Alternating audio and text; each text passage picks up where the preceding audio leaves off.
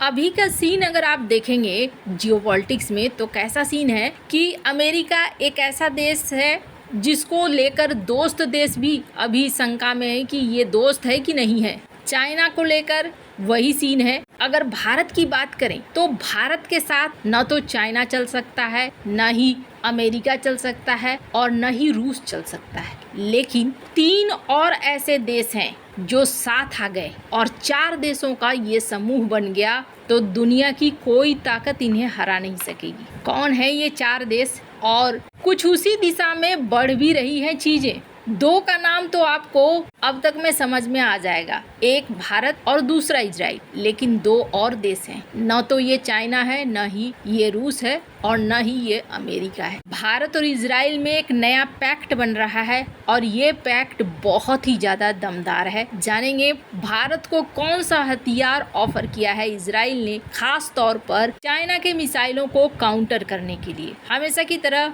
World mirror के इस episode में एकदम अलग और नई खबर जानने को मिलेगी, इसलिए वीडियो को अंत तक जरूर देखें। आइए जानते हैं इन खबरों को विस्तार से। अभी नेतन्याहू अमेरिका गए थे और अमेरिका में इन्होंने डोनाल्ड ट्रंप से मुलाकात करी। डोनाल्ड ट्रंप को वो बॉम्बर भी गिफ्ट किया। स्क्रीन पर एक वीडियो देखें, एक सांकेतिक बॉम्बर यहाँ गिफ्ट किया कि भैया तुम्हारे बॉम्बर ने तो ईरान में तहलका तहलका सा मचा दिया। और इसके बाद इस वीडियो में देख सकते हैं उन्होंने नॉमिनेट किया डोनाल्ड ट्रंप को नोबेल पुरस्कार के लिए।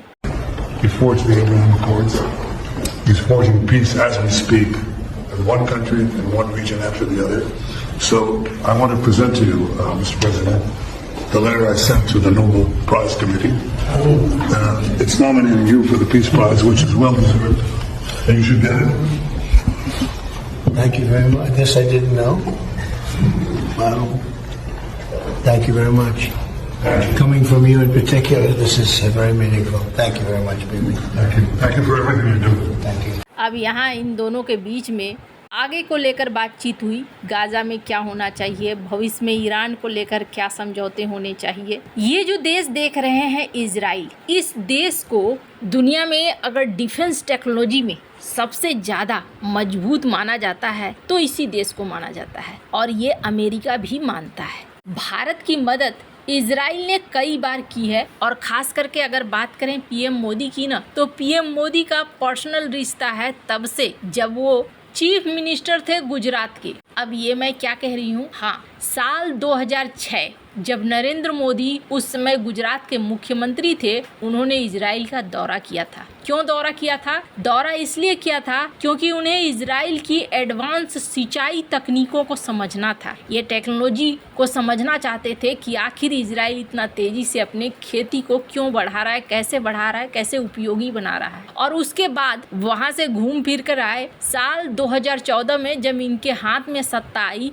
तो वो इजराइल को भूले नहीं और ये समझ चुके थे कि टेक्नोलॉजी में माहिर ये देश बहुत ही सही है। साल 2017 में पीएम मोदी ने इजराइल का दौरा किया और पहले प्रधानमंत्री बने और इसके बाद फिर धीरे धीरे दोनों देशों में डिफेंस के समझौते होने लगे और इसमें $2.6 बिलियन का मिसाइल रक्षा प्रणाली का सौदा भी था। पर अभी इजराइल और भारत 2 बड़े कदम उठा रहे हैं। पहला कदम जो बहुत बहुत बहुत खास है और ये बताता है कि दोनों देश बहुत ही ज़्यादा एडवांस हो चुके हैं, आगे बढ़ चुके हैं निवेश के मामले में। ये एक एग्रीमेंट करने जा रहे हैं। इस एग्रीमेंट का नाम है इन्वेस्टमेंट प्रोटेक्शन एग्रीमेंट। अब यहाँ पर इजराइल पर हमले होते हैं, भारत की कंपनियां कैसे पैसे लगाएंगी, या भारत में हमले होते हैं, लड़ाई होने का चांस रहता है, तो फिर भारत में ये पैसे कैसे लगाएंगे। इसके अलावे क्या दोनों देशों के बीच में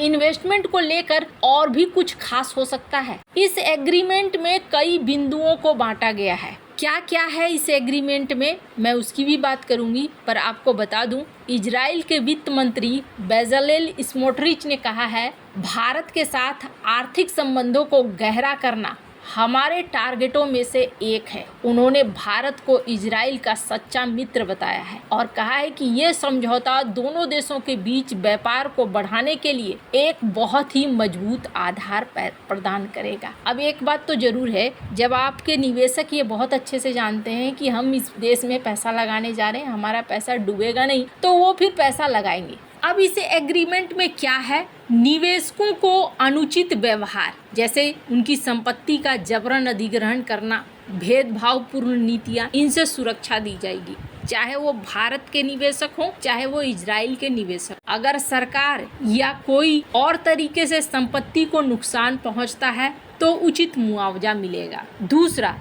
कोई भी निवेशक अपने लाभ को, अपने ब्याज को, अपने अन्य आय को बिना किसी प्रतिबंध के अपने देश भेज सकेगा। तीसरा, दोनों देशों में निष्पक्ष और समान व्यवहार किया जाएगा। चौथा, विवादों को समाधान करने के लिए एक तंत्र बनाया जाएगा। और पांचवा, निवेश को बढ़ावा दिया जाएगा। अब इससे एक चीज तो समझ में आ रहा है कि ये दोनों इकोनॉमिक तौर पर पक्के तौर पर मजबूत बनना चाहते हैं। भारत के अदानी समूह का भी निवेश है इजराइल में और इजराइल की भी कंपनियों का निवेश है भारत में। इससे क्या हुआ, इससे दोनों देशों के बीच निवेश अभी और भी ज्यादा आगे बढ़ेगा। एक बात तो तय हो गई कि भारत और इजराइल दोनों दोस्त बनकर सामने आ रहे हैं। अब बात रही सैन्य तौर पर, तो यहाँ पर इजराइल ने भारत को पाकिस्तान के चीन निर्मित हवा से हवा में मार करने वाली मिसाइल PL-15E का मुकाबला करने के लिए एक बेहद एडवांस स्काई स्टिंग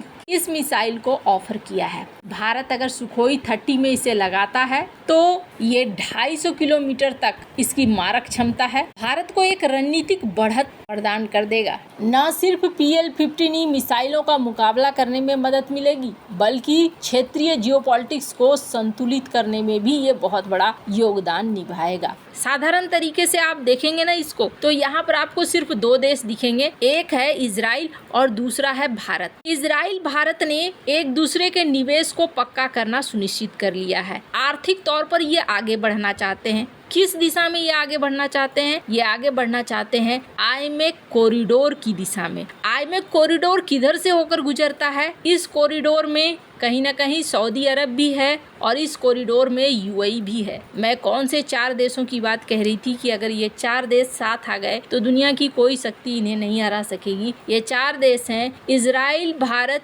UAE और सऊदी। UAE, सऊदी वो देश हैं जिनके पास ऊर्जा का अकूत भंडार है। इजराइल वो देश है जिसके पास एक से बढ़कर एक हथियार है और एक से बढ़कर एक टेक्नोलॉजी है। भारत वो देश है जिसके पास एक बड़ी जनसंख्या है, साथ ही साथ रणनीतिक तौर पर भारत की लोकेशन बहुत ही अच्छी है और तीसरी बड़ी चीज, अपनी जनसंख्या के साथ साथ कई सारे फैक्टर्स के साथ भारत एक बहुत तेजी से बढ़ती हुई इकोनॉमी है। खैर, भारत और इजराइल अगर साथ हैं तो ये भारत के जो आसपास के टेंशन देने वाले पड़ोसी हैं उनके लिए टेंशन की बात जरूर है। आपको क्या लगता है? इन सब मामले में आपकी क्या राय है? कमेंट कर जरूर बताएं। जल्द मिलते हैं अगली वीडियो में नई खबर के साथ।